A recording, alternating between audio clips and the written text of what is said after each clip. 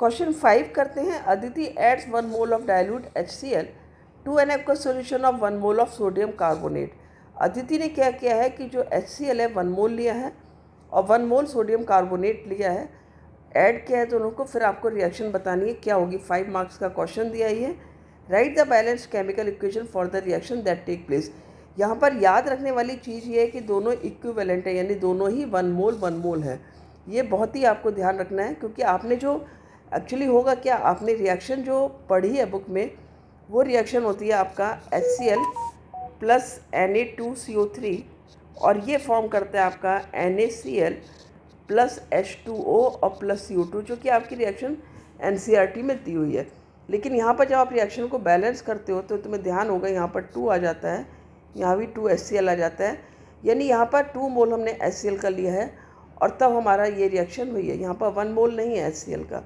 Right, आपको यहाँ पर क्या करना है, 1 मोल से रिएक्शन करनी है। तो जब हम 1 मोल से रिएक्शन करेंगे तो रिएक्शन कुछ अलग ढंग से होगी। रिएक्शन यहाँ पर क्या होगी आपकी, रिएक्शन में आपका जब Na2CO3 और HCl दोनों 1 मोल रिएक्शन करेंगे तो पहले सोडियम बाइकार्बोनेट बनेगा NaHCO3, और ये सोडियम बाइकार्बोनेट आपका बेसिक है नेचर में। राइट, और साथ में बनेगा आपका NaCl। यहाँ पर रिएक्शन भी बैलेंस्ड है, आप देख सकते हो। Na2 है, H1 है, Cl1 है और CO3 ये यहाँ पर आपका बैलेंस्ड है। तो यहाँ पर बेसिकली क्या हुआ है कि जो आपका रिएक्शन हुई है ना, कंप्लीट न्यूट्रलाइजेशन यहाँ पर नहीं हुआ है। ये पहला स्टेप है, इसमें इनकम्प्लीट न्यूट्रलाइजेशन हुआ है। मीन्स अभी जो सॉल्ट बना है उसके साथ में सोडियम बाइकार्बोनेट भी बना है सोडियम क्लोराइड के साथ, जो कि बेसिक है नेचर में। नेक्स्ट रिएक्शन में HCl को हम 2 मोल लेंगे और तब आपकी रिएक्शन होगी कि NaCl, CO2 और H2O बनेगा। में हमारे पास क्या बना है, ये NaHCO3 बना है और ये NaHCO3 बेसिक है नेचर में।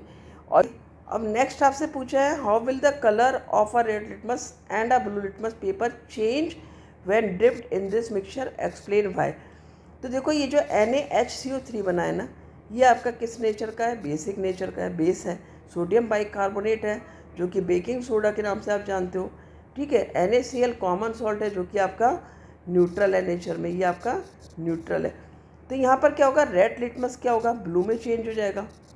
राइट, और ब्लू लिटमस पर कोई भी इफेक्ट नहीं होगा, क्योंकि बेस में ब्लू लिटमस कोई कलर चेंज नहीं करता है, जबकि रेड लिटमस आपका ब्लू हो जाएगा बेसिक सॉल्यूशन में, जो कि यहाँ पर NaHCO3 है, ये बेस है। तो ये ध्यान रखने वाली बात है कि जो सिंगल हमने 1 मोल लिया है तो हमारी ये रिएक्शन होती है।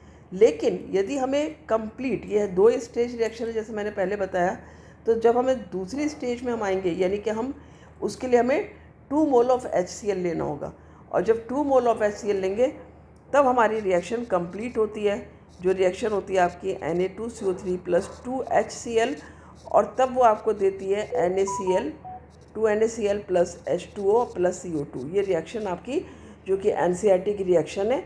यहाँ पर ये रिएक्शन नहीं मांगी है, आपको इसको लिखने की ज़रूरत भी नहीं है, ये सिर्फ मैंने आपको एक्सप्लेनेशन के लिए बताया है। बाकी आपकी वही रिएक्शन है मेन जो आपसे पूछी है, वो आपको लिखनी है। तो आंसर जो आपको यहाँ पर मार्किंग स्कीम में दिया है वो आंसर है आपका। 0.5 मार्क मिलेंगे आपको सारे फार्मूला और ये रिएक्शन प्रॉपर लिखने के। ठीक है, फिर रेड लिटमस ने ब्लू टर्न किया, इसके 0.5 हो जाएंगे। कोई इफेक्ट नहीं पड़ रहा है ब्लू लिटमस पर, इसके भी 0.5 है।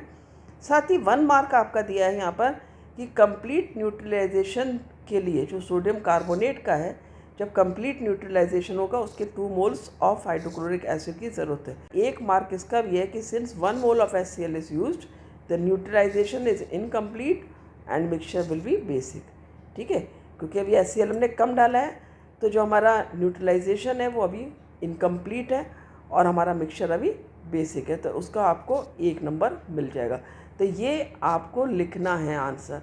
राइट, मैं आंसर आपको ख़ास तौर से इसीलिए यहाँ से दे रही हूँ जिससे आपका आंसर लिखने की प्रैक्टिस भी बहुत अच्छे से हो।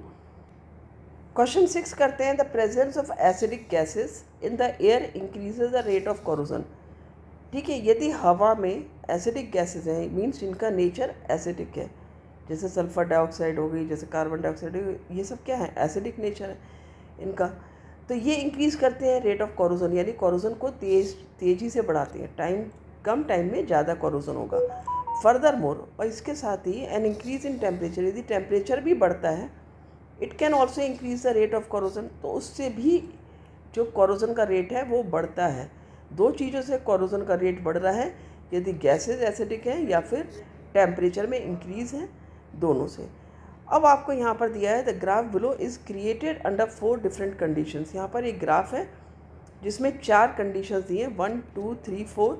आपसे कहा है यहाँ पर टेम्परेचर दिया हुआ है और यहाँ पर एसिडिक नेचर ऑफ एयर दी है, यानी यहाँ पर दोनों में pH वैल्यू 6 है जो कि एसिडिक है नेचर में, राइट।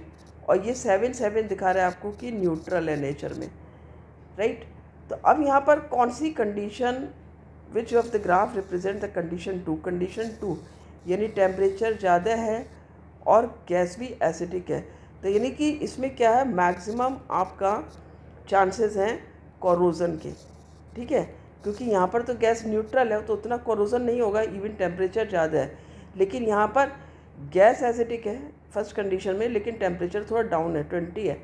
सेकेंड कंडीशन में जो एसिडिक नेचर है गैस का वो 6 ही है pH वैल्यू, लेकिन जो टेम्परेचर वो 30 हो गया है, ठीक है। थर्ड कंडीशन में 7 है, यानी कि न्यूट्रल है pH, टेम्परेचर ज़रूर 30 है लेकिन pH एटलीस्ट न्यूट्रल है। तो एक चीज़ फेवर कर रही है कोरोजन को, एक नहीं कर रही है। और यदि हम फोर्थ कंडीशन देखें तो इसमें दोनों ही उतना फेवर नहीं कर रहे हैं, क्योंकि टेम्परेचर भी डाउन है और न्यूट्रल भी है। तो यहाँ पर जो ग्राफ है वो कौन सी कंडीशन है जिसको सेकंड वाली कंडीशन को रिप्रेजेंट कर रहा है, यानी कि मैक्सिमम कोरोजन को। तो यहाँ पर जो ग्राफ दिया है, देखो यहाँ पर ये टाइम दिया है ईयर में, यानी कि ये 1 ईयर का है, ये 2 ईयर हो गया यहाँ पर, राइट। और इधर ये दिया है अमाउंट ऑफ कोरोजन इन। तो देखो जो एस की कंडीशन है ना, यहाँ पर एस यहाँ से 2 ईयर से भी ज़्यादा हो गया है, लेकिन कोरोजन बहुत ही कम है यहाँ पर, ठीक है। यदि मैं यहाँ पर 25 मानती हूँ amount in units of corrosion, तो ये 25 से भी लेस है। आर में लगभग ये 25 से ऊपर जा रहा है, ठीक है, 26, 27 मान लो, लेकिन यहाँ भी कम से कम ईयर 2 से ऊपर है। क्यू भी 2 से ऊपर ही ईयर दिखा रहा है, ठीक है, मोर देन 2 ईयर्स। और कोरोजन अभी पहुँचा है आपका लगभग 90 पर। लेकिन यदि हम पी की बात करते हैं तो ये 150 के आसपास कोरोजन है, यहाँ पर 150 के आसपास है, 150 है, ठीक है। और कहाँ पर है ये, 1 साल कुछ महीने आप कह सकते हैं यहाँ पर। तो यानी कि पी की जो कंडीशन है वो सेकंड, पी ग्राफ जो है वो सेकंड कंडीशन को एक्सप्रेस कर रहे हैं, यानी कि एसिडिक एयर है यहाँ पर, ठीक है। नेचर ऑफ एयर क्या है, एसिडिक है, और टेम्परेचर भी क्या है यहाँ पर 30 है, जो कि मोर टेम्परेचर है। तो आंसर आपका यहाँ पर पी हो जाता है कंप्लीट। आई होप अच्छे समझा होगा। बहुत ही ध्यान से एनालाइज करना है इन क्वेश्चंस को। ये सिर्फ आसान सा आंसर था, लेकिन आपको एनालाइज करना है। तो इसमें रीडिंग करना है क्वेश्चन की ध्यान से। क्वेश्चन की रीडिंग करने के बाद में आपको उसको एनालाइज करना है, उसके जो भी पार्ट्स दिए क्वेश्चन के, and then you have to answer. और तब जब आपका आंसर आएगा तो डेफिनेटली आप करेक्ट आंसर दोगे। तो आई होप अच्छे समझा होगा। मिलते हैं नेक्स्ट वीडियो में। Thank you.